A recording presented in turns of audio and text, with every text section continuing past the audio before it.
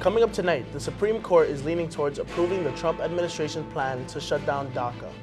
Governor Cuomo sends New York police to investigate racist graffiti at Syracuse University. And New York is planning to diversify its jury pools. WTOP 10 Nightly News starts now.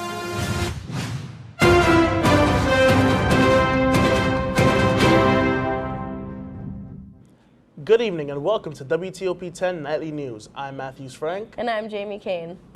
A majority of the Supreme Court are leaning towards approving the Trump administration plan to shut down the immigration policy known as Deferred Action for Childhood Arrivals, or DACA for short. This federal program was created by former President Obama in 2012 in order to provide temporary legal status for work permits for immigrants.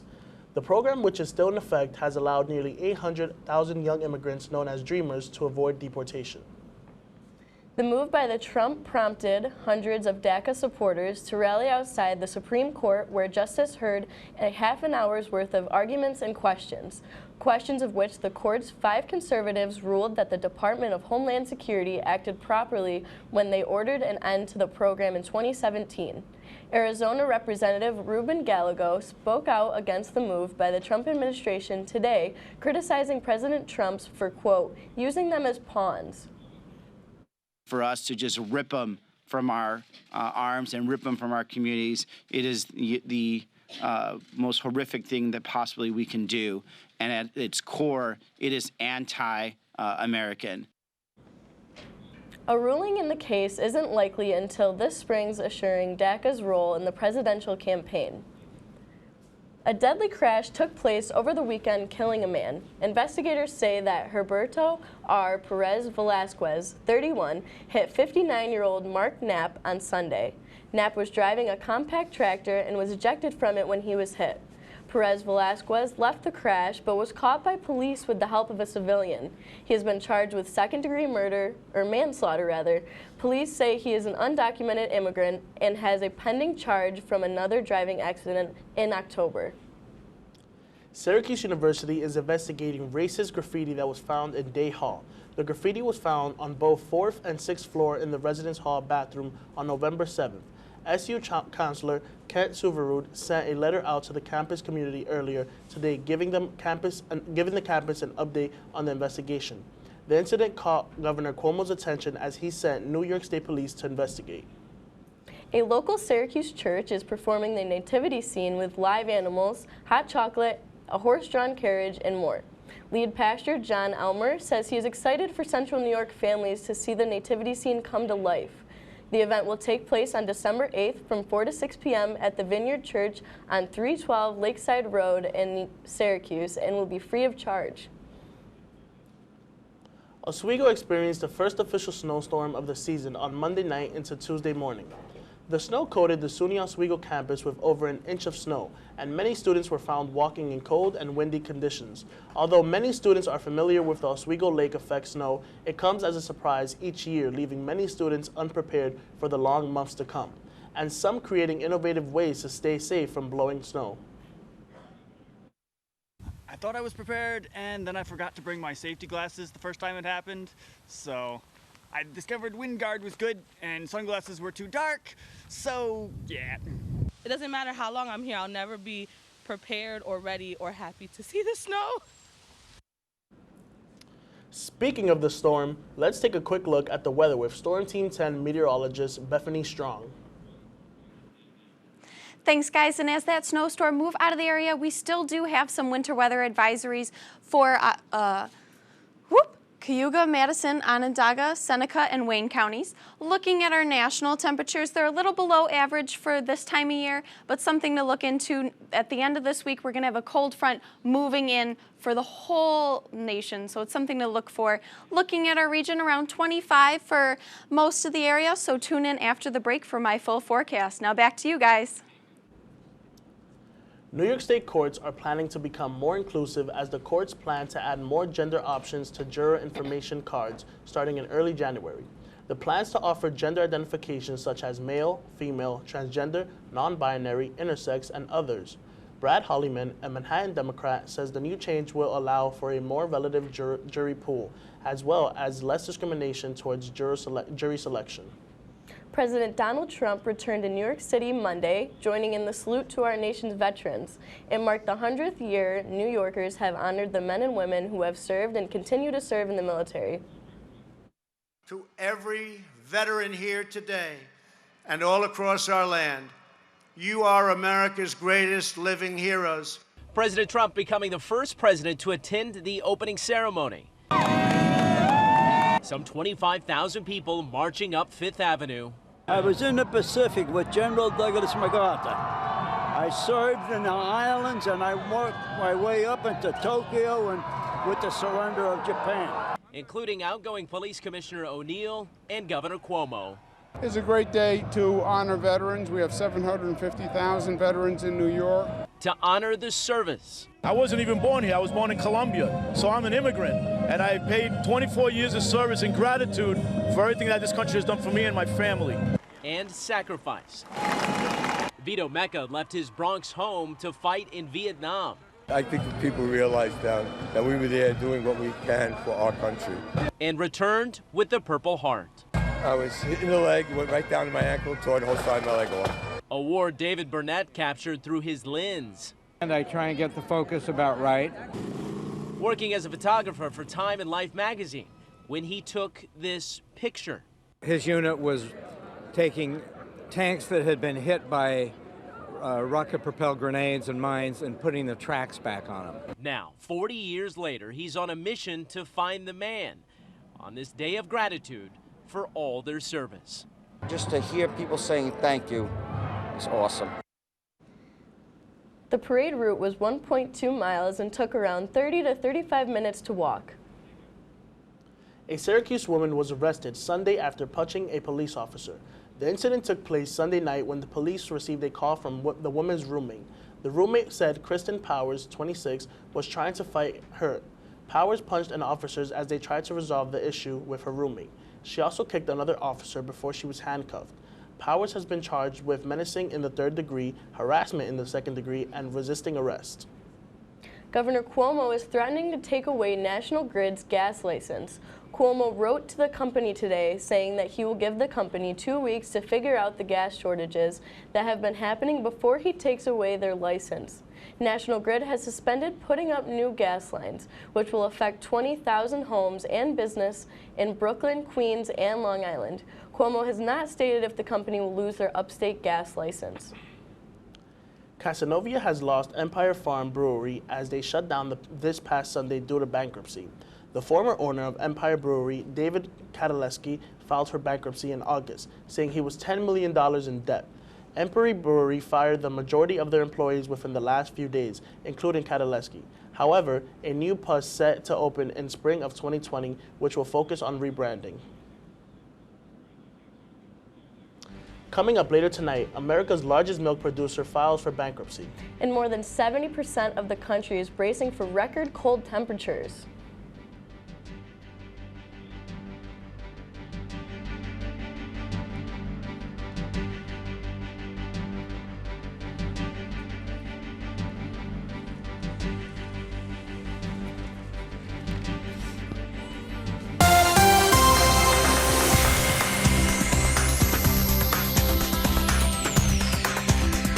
Welcome back from the break. I'm Storm Team 10 meteorologist Bethany Strong. Just to review our winter weather advisories we have still remaining in the area, just something to look out for as that snow band finally went away from last night. Looking at our current temperatures, 20 to 25 degrees Fahrenheit, nothing too significant, a little below average for this time of year, but nothing too drastic. Looking further out at the rest of the state, we can see a wide range of 10 to 25 degrees Fahrenheit. So a little different, but it depends on what wind and temperatures going on there. Looking at our current future cast, we can see those snow bands moving from the area that we saw earlier today. And currently we do have some snow still blowing around, but that's just from the wind gusts, which I'll go over a little bit later. Looking at tomorrow morning, we can see a chance of some scattered snow showers throughout the area. Now what this generally means is we're going to have snow for some areas and no snow for others. So it's going to depend on your region and what conditions are going on. So something to look for and just to be mindful of. Again, again, we're going to have some precipitation falling from the clouds in some areas, and others may just be snow blowing around from the wind gusts. So keep in mind it's not necessarily precipitation you're getting, it might just be the wind blowing around. Looking at tomorrow into the evening commute, we're going to see those snowstorms clearing out, and we're going to have less of a chance of that chance of snow I mentioned before. So not necessarily any snow tomorrow for some areas will get some, so just cross your fingers and hope it's not you. Looking at our overnight though into Thursday, we're going to see some heavy clouds moving into the area. With this snow band we can see up here in Canada, fortunately is not going to hit us, but we can see moving throughout Thursday we're going to have that snow, might be snow, might not be snow again for our area as the snow breaks off of that band in Canada, moves across the lake depending on where it hits in the region. So it's something you're going to have to tune in later in the week to see where we can generally get a census of how this storm's going to be moving. Looking at our wind gusts, like I mentioned before, currently we have 30 miles per hour wind gusts, so something really significant. That's why our snow's blowing around 20 to 30 for the area, whereas Jefferson and Lewis are a little luckier. They get 10 to 15 for that area, so I don't know if that's necessarily the best, but we're going to see a decrease for tomorrow as we move into tomorrow morning. 15 miles per hour closer to the lake, whereas you move further inland around 10 miles per hour. Nothing too significant, sorry about that. But as we move later into the day, we're going to have calm winds as that chance of the snow, might not be snow, moves out of the area. Calm winds around 10 by the lake, but nothing too significant as our wind gusts decrease. But moving into Thursday, have a heavy band moving in around 25 miles per hour, 20 for the Jefferson and Lewis County. So something to look for. Looking at tonight, we're going to have 16 degrees Fahrenheit, mostly cloudy, winds from the northwest, 15 to 20 miles per hour with that 30 miles per hour wind gusts. Consistent through the northwest as we move into tomorrow, our winds are going to decrease to around 10 to 15 miles per hour. 23 degrees Fahrenheit with that scattered snow showers like I mentioned before. Looking at our weekend though, it's going to look very nice. Friday we're going to have that cold front moving in across the nation, so I wouldn't necessarily recommend sledding that time, but Saturday and Sunday it's going to clear up, so it's going to be a great time to take the kids out, pack some hot cocoa, and go sledding. Mostly Sunday I would recommend for that because it'll be around 30, whereas Saturday will be around 20, but still you can bundle up. It'll be nice clear skies, no precipitation falling. Great day to go sledding. And with that, we review our 7-day forecast. Wednesday and Thursday, we're going to have those scattered snow showers. Friday, that cold front moving in across the whole nation. Remember, that's not just our region. And then Saturday and Sunday, that great time to go sledding before we get that gray, cloudy, gross stuff that we usually see throughout the region. So tune in after the break for more news and sports.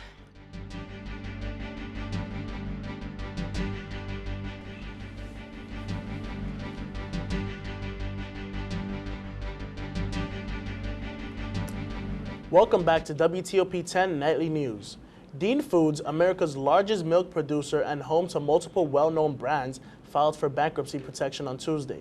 Last year's total sales dropped $1.1 billion, according to Dairy Farmers of America. The net sales for 2018 were $13.6 billion compared to $14.7 billion in 2017. Even though this year's sale of dairy alternative products have been soaring, Dean Food will operate normally amid the recognition efforts. The company has approximately 15,000 employees across the country. Winter weather whiplash is slamming a huge part of the country. Over 240 million people are under winter warnings, watches, and advisories as people scramble to pull out their coldest weather gear much earlier than expected this year. Nadia Romero takes a look at a big chill across the country. 70% of the country bracing for a record-breaking polar plunge. I'm not ready for it. Many are sharing bitter feelings about the expected bitter cold temperatures following an early winter storm. Came a little too soon. I don't have my scraper. I don't know where my boots are. Snow and ice blanketed part of the plains, Midwest, and Northeast overnight. Over 240 million people are under winter warnings, watches, and advisories. The storm sparking more than 1,200 cancellations at Chicago's O'Hare Airport, where a plane slid off an icy runway. We thought we were going to flip, so it was definitely scary.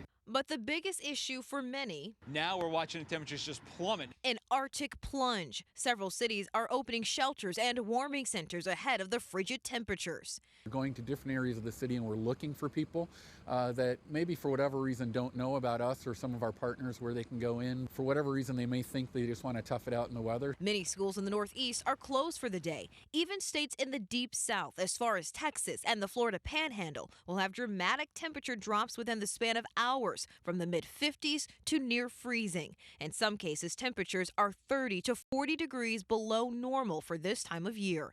I'm Nadia Romero reporting. Temperatures will continue to drop throughout the week, with Saturday being the coldest for the Northeast and Friday for the coldest for the South. President Donald Trump has indicated that he may be open to stepping back from a full ban on flavored vaping products, saying on Twitter that he will meet with pro-vaping advocates and others to discuss plans after the White House canceled meetings with them last week.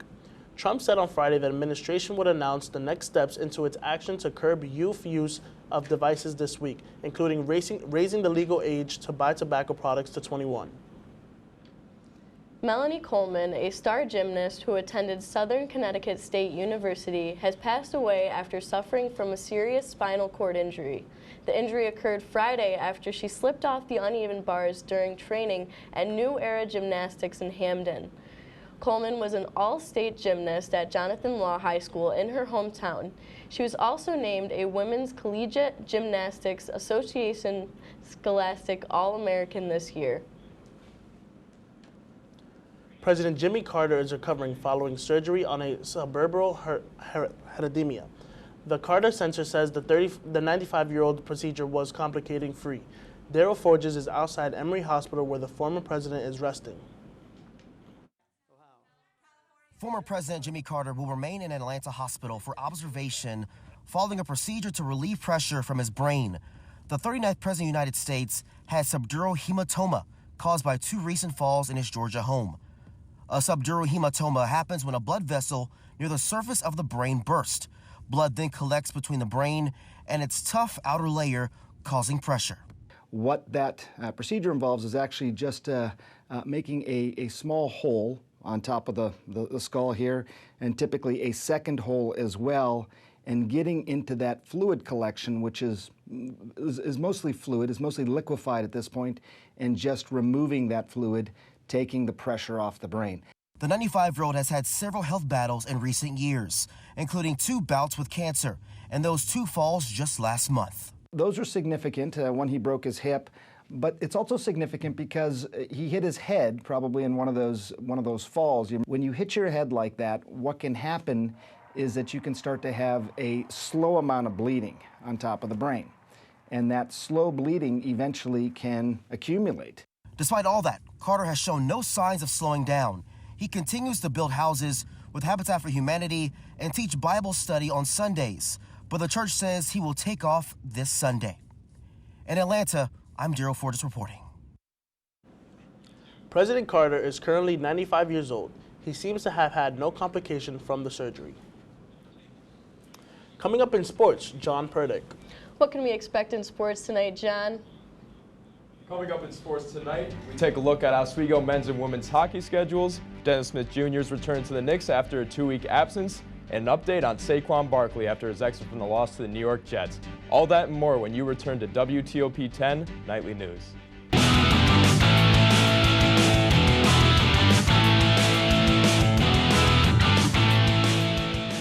WTOP 10, my name's John Purdick. Let's get right into it.